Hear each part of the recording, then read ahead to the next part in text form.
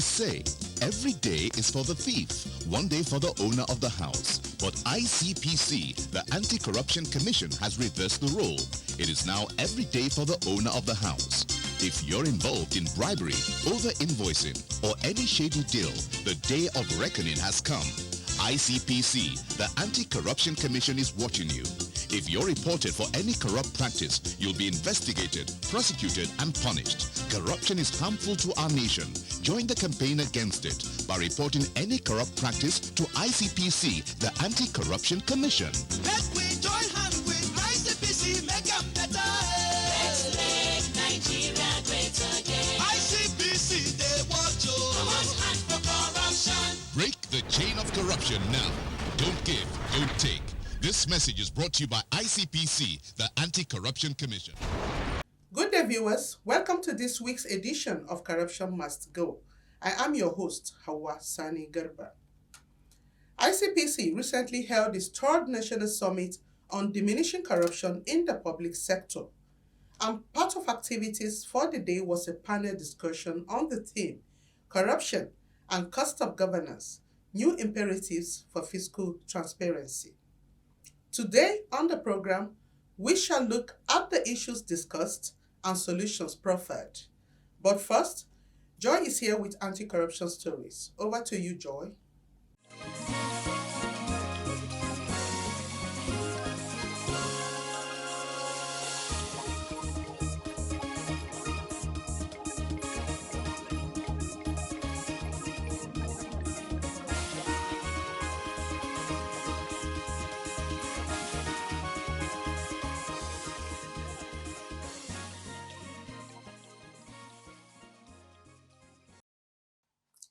Hello viewers, thank you for staying with us. I am Joy Aja with Anti-Corruption Stories. The chairman of ICPC, Professor Bolaji Owasonye SAN, has called on the United Nations and global community to unmask the owners of artificial legal entities in order to combat money laundering, illicit financial flows, and hidden ill-gotten wealth. The ICPC boss made the call as a panelist at the 9th session of the Conference of the States Parties, COSPI 9, to the United Nations Convention Against Corruption, UNCAC, organized by the United Nations Office on Drugs and Crime at the International Conference Center in Sharm el-Sheikh, Egypt.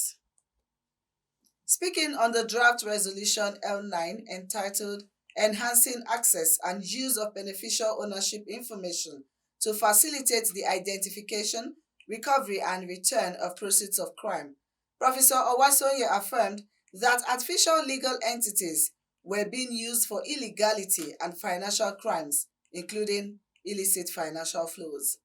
He said that although so many meetings and conferences had been held on beneficial ownership, however, it was time to act by lifting the veil on artificial entities that are being used to perpetrate crimes against developing countries.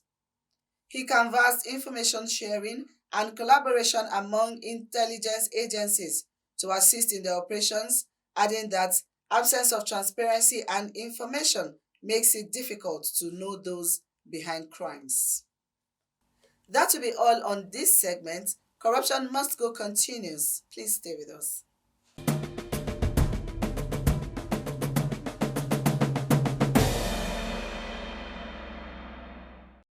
Welcome back. The 6 panelists discussed the theme and focused on different areas such as recruitment, education, health, security spending, amongst others. They also proffered solutions on how the gaps could be bridged in order to achieve fiscal transparency.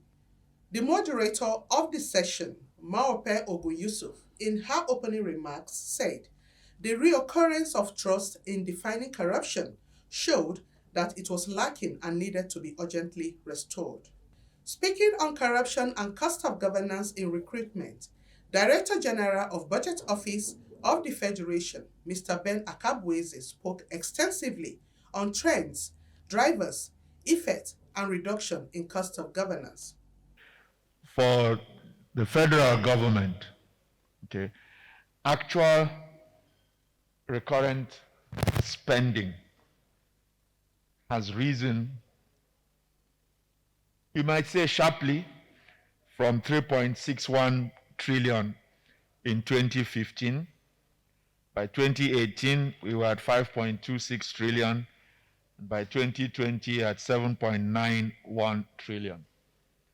Let me note that while this excludes the recurrent spending of the government-owned enterprises, it, however, includes the debt service cost.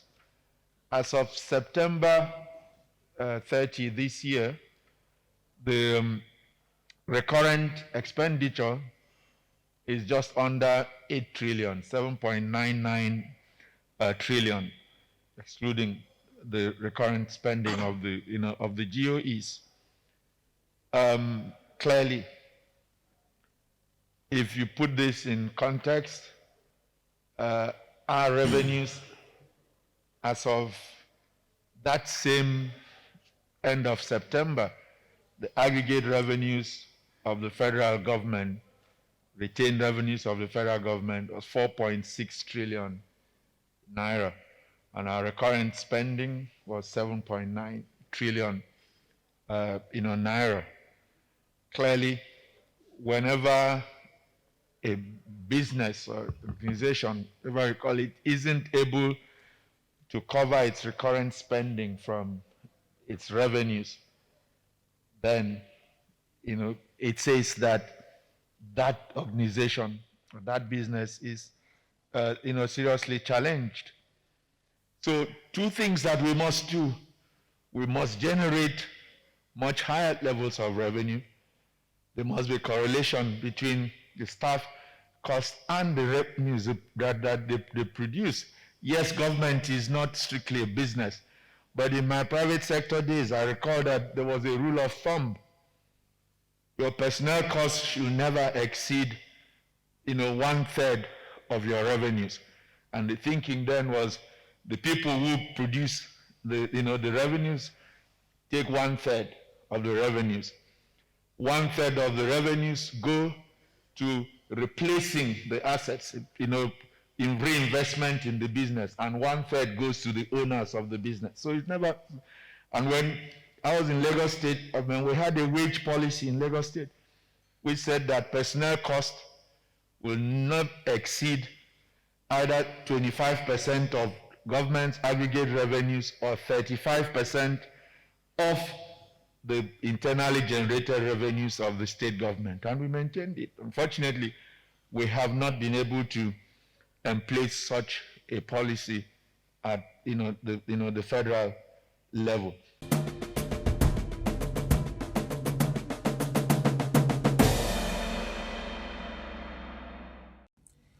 You are still watching Corruption Must Go, a production of the Public Enlightenment and Education Department of ICPC. In his own submission, Registrar of JAMB, Professor Ishak Oloyede, who spoke on corruption and cost of governance in the education sector, opined that the private sector was the engine room of corruption in the public service and suggested that there was need to curtail the discretionary powers of those in authority.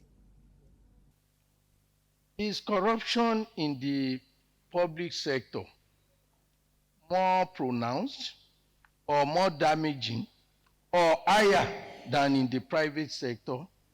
I would say the answer is no. I believe that the private sector is the engine room, is the mastermind, is the initiator and the perfecter, if you can use that word, of corruption. And I do not believe that we can put a distinction, we can compartmentalize private and public sector when it comes to corruption and when it comes to the costs of governance. But I must also say that when you talk of cost of governance being high, corruption is definitely part of the cause, but not the main, not the whole reason, not all the reasons. I believe that there are certain factors that we must address in the education sector. One, it appears many of the actors, leading actors in the education sector, have poor financial literacy. They become prey in the hand of the private sectors who are brandishing all sorts of proposals, particularly towards December, in order to siphon. Those public officers are not the real beneficiaries of the corruption. They might only be stupid. The second one is that we do not do cost-benefit analysis, probably because the money does not come from us. Number three is that government needs to address the fact that the education sector is out-of-pocket expenses intensive. And what you have now is that some of these so-called private people are coming around and creating corrupt avenue for these innocent, not so innocent, public officers to say we will help you in paying those legitimate out-of-pocket expenses, and they end up siphoning the fund.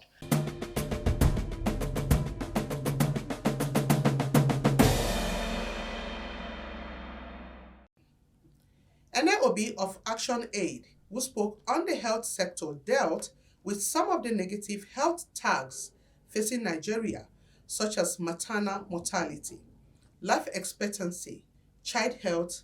She also made recommendations.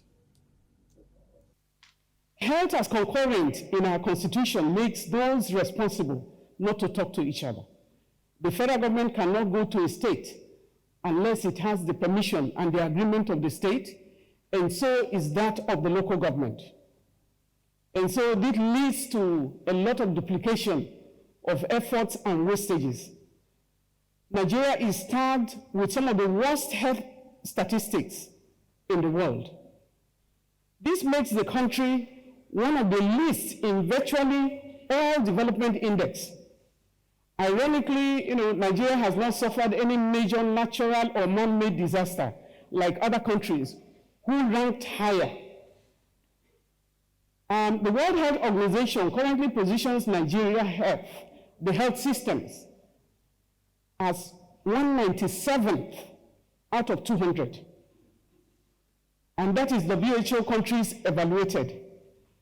According to UNDP, life expectancy in Nigeria has declined from 47 to 43 for 43 years.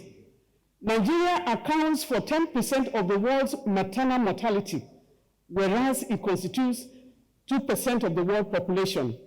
And for maternal mortality, a lot of women who are pregnant in Nigeria, they walk on the maternity death road. 1 in every 5 Nigerian children, every 5 Nigerian child died before the age of 5, while over 1 million Nigerian children die from preventable diseases every year. What that tells you is that we lose more than 2,000 children every day. And this is the reality of our health indices.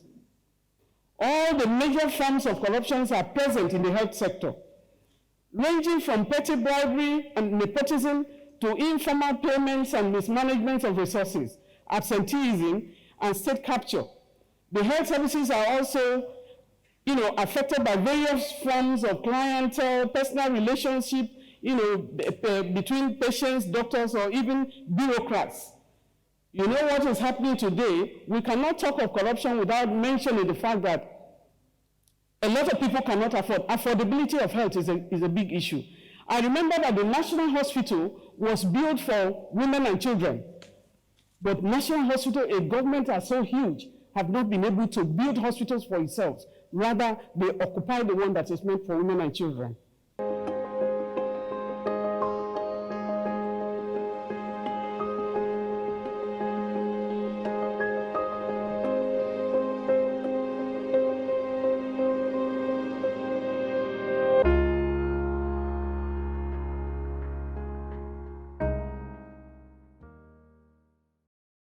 A representative of the Nigeria Governors Forum, Olariwaju Ajobasile, spoke on cost of governance at sub-national levels, and ICPC's Hafiz Muhammad spoke on cost of governance in the execution of government projects.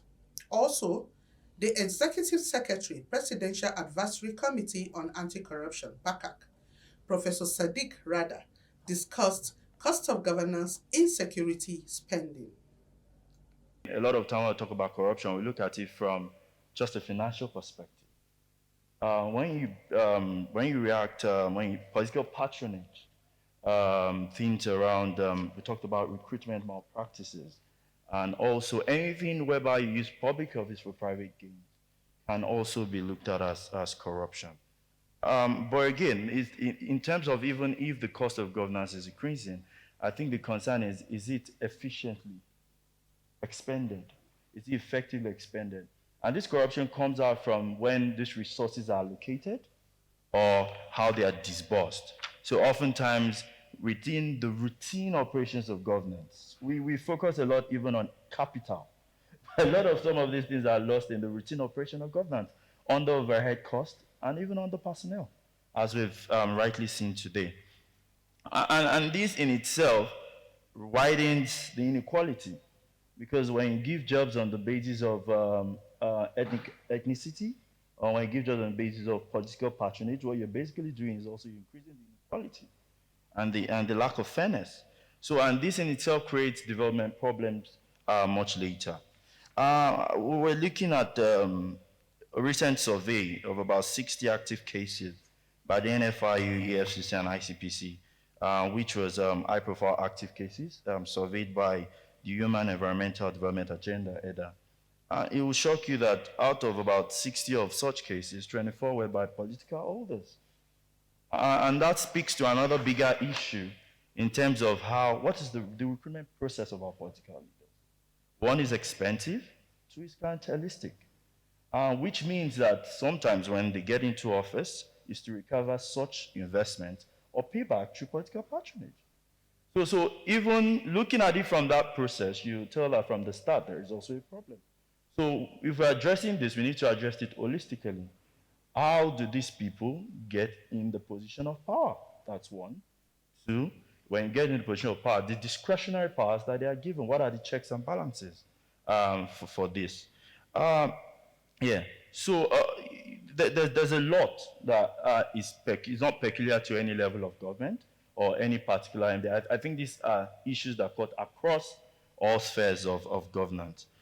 Corruption with regards to implementation of government project manifests in different ways. Theft and misappropriation of public funds, which denies citizens what is due to them and thereby eroding their quality of life. The cost of such corruption is the amount funds stolen, waste of public resources on non-viable projects. Alternatively, a project which was viable and appropriate at the outset may collapse or be rendered unviable as a result of corruption which takes place during the structuring or execution of the project. It also causes abandonment of projects, over-invoicing of contract sums, causes government increased maintenance and repairs and replacement costs, like in the case of roads and bridge constructions. There's a particular project that we monitored recently somewhere in Delta, in Edo State, where at the very beginning of the construction of the road project, the tar was already collapsing. Recently, we went to visit some schools in Kano, constructed in Kano. A school that was built sometimes late last year is already collapsing. You see the rafters caving, the roof caving, which causes a lot of danger for the pupils sitting in the classes. You have the cement already peeling off in just less than 6 months after construction. From the Commission's experience with the constituency and executive projects tracking initiative, the losses and damages arise from a wide variety of corrupt activities that take place on or in connection with projects, government projects. This may include bribery, insider dealings, where you have the procurement processes seemingly looking open, but then behind the back door, you have insider dealings where some officers of the agency would give specific information that will help a particular favored contractor to get the contract. And you have embezzlement, abuse of office, illegal conversion of public projects to private use, refusal to execute the project, abandonment of projects, underperformance, substandard execution of project, over-invoicing, outright theft, and money laundering. In our discussion regarding cost of governance, the issue of security is very, very important. Then what are the challenges regarding the issue of security vis-a-vis the issue of cost of governance? There are two fundamental problems. Security issues are always an emergency issue. They are always spontaneous. They are always secretive. They are always confidential. And corruption thrives where there is too much confidentiality, especially when people don't have integrity. So that is the major problem. But security issues are not issues you can simply dismantle, discuss globally and nationally. Look at the security challenges we have in Nigeria. By the time you have a town hall meeting to say that tomorrow we are going to have 5 tear gas, AK-47, the enemies will know. Globally, it's not the practice to dismantle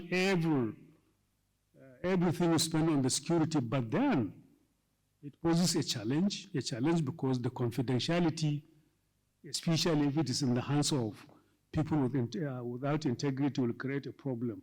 The second one is the issue of security votes. This is an amount of money incited by some people with executive powers so that they can act quickly and swiftly on certain issues that are not predictable. And it happens, it's desirable. But there is a lot of abuse regarding that. Our challenge now is the security vote. But I'm sure, as we continue to discuss the issue of security votes, we'll get a very, acceptable agreement and consensus regarding how to unpack the security votes, what is there, how it is being spent for a number of reasons. Without security, there can never be a country, there can never be a society, there can never be a community. Without security, nations cannot be stable. I am a Nigerian, a highly cultured race. My culture abhors corruption, and with my integrity, a new Nigeria is possible. I say no to corruption today to build a future for my children. Join me and imbibe the culture of integrity to build a Nigeria of our dreams. Indeed, it was a loaded event. Let me leave you with the resolution of the present administration, which was made clear by President Muhammadu Buhari in his speech during the National Summit. He said, "Reforms are needed, but every reform has inherent costs and pains. Government will strike a balance to maintain social equilibrium, mitigate the pains of reforms, and at the same time reduce the cost of governance." That is all on this week's edition of the program. Remember to follow us on social media using the handles showing on your screen. Also, you can watch other editions of the program on our YouTube channel at ICPC Nigeria. Thank you for watching and bye for now.